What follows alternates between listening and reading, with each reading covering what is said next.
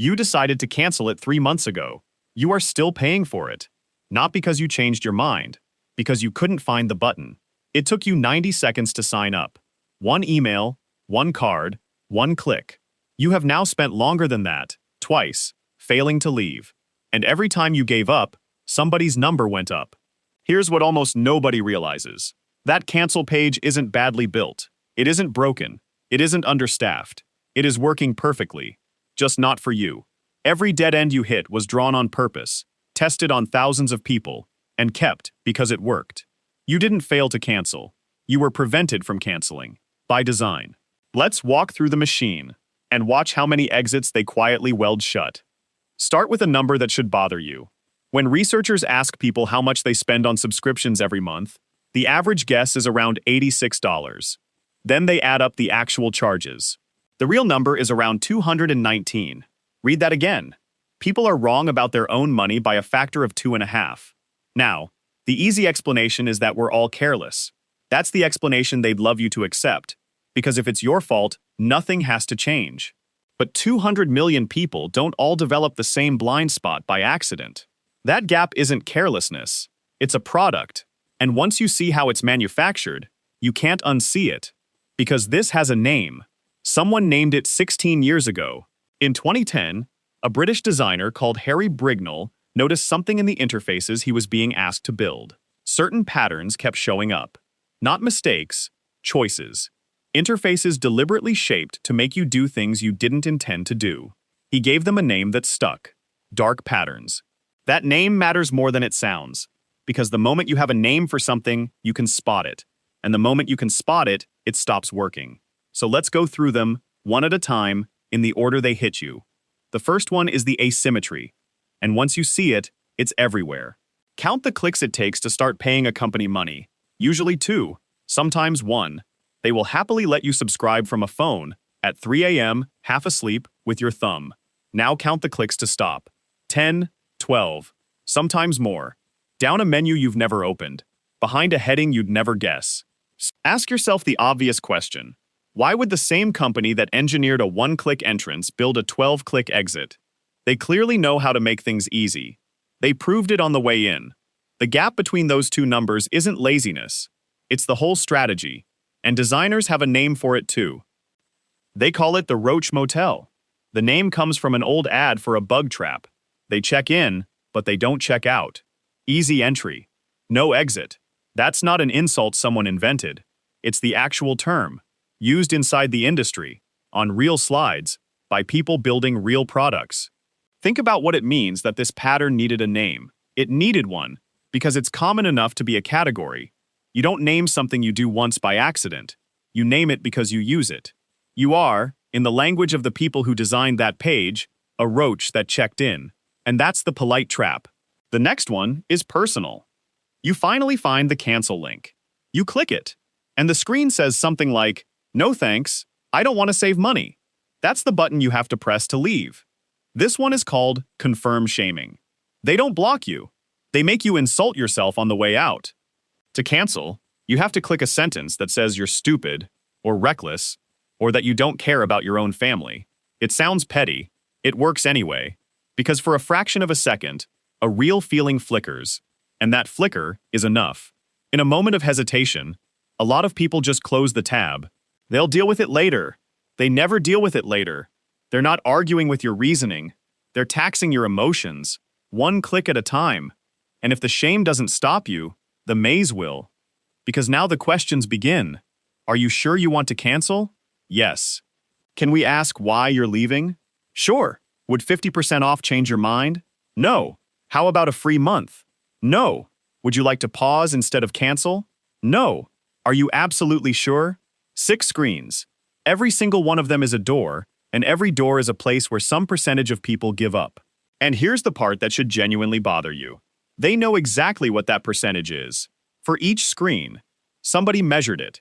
Somebody watched a graph and said, let's add one more. The maze isn't confusion, it's arithmetic. And if you make it through all 6 doors, some companies have one more wall waiting. It's the strangest one of all, because it makes no sense at all, until you see what it's really for. And then, for some of them, there's the phone call. You subscribed on the internet, in 10 seconds, at midnight, without speaking to a single human being. But to cancel, you have to call, during business hours, on a weekday, and wait on hold. Look at what that actually is. A company that can process your payment automatically, instantly, forever, suddenly cannot process a cancellation without a human conversation. The same company, the same computer. The hold music isn't a resource problem. It's a filter. It exists to convert a decision you already made back into a decision you might not have time for. Some people spend a lunch break trying to leave and go back to work still paying. But at least you can see that wall coming. The next one is the one that catches almost everybody, because it doesn't look like a wall at all. It looks like a gift. Now the one that catches almost everybody, the free trial. It's free. It's genuinely free. So why does it need your card? You know the answer already if you say it out loud. A free trial that requires a card isn't a trial.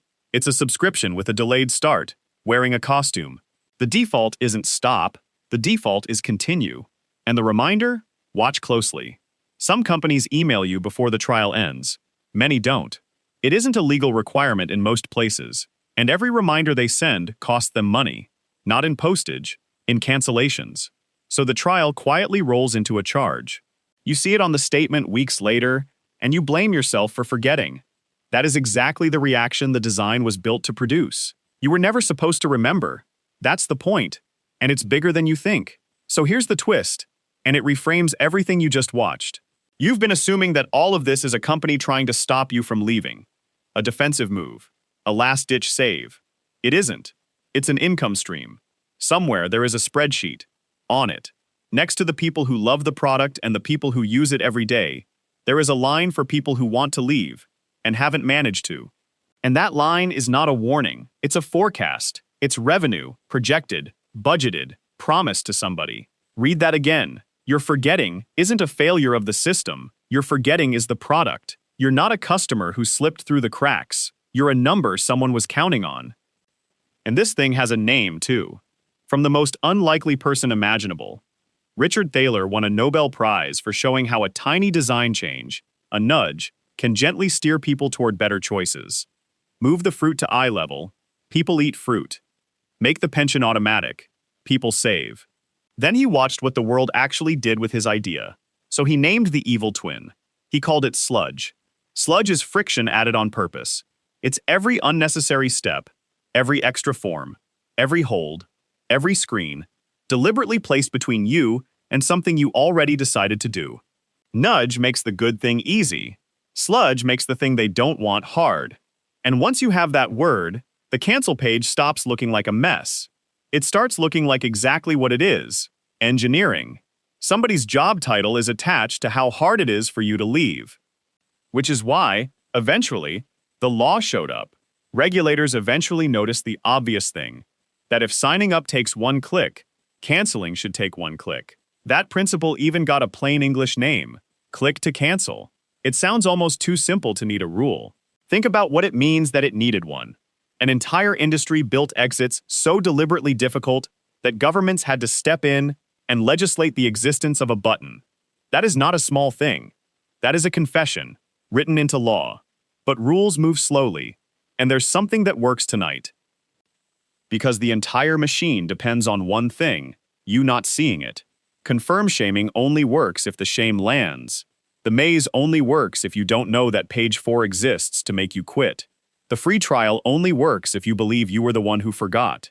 Name it, and it dies. The moment that page says, "No thanks, I don't want to save money," and you actually see it, see the little man behind it who wrote that sentence to make you flinch. It has no power at all. It's just a button. You click it. So here's what you do, and it takes 10 seconds. The day you subscribe to anything, cancel it immediately. Almost every service lets you keep the time you paid for. You get the whole month. You just don't get the silent renewal. Let the default be stop instead of continue, and the entire business model quietly stops working on you. You decided to cancel it 3 months ago. Tonight, it'll take you 90 seconds. The same 90 seconds it took to sign up. Not because they made it easy, because you finally know what you're looking at. They welded the exits shut and hoped you'd blame yourself. Don't.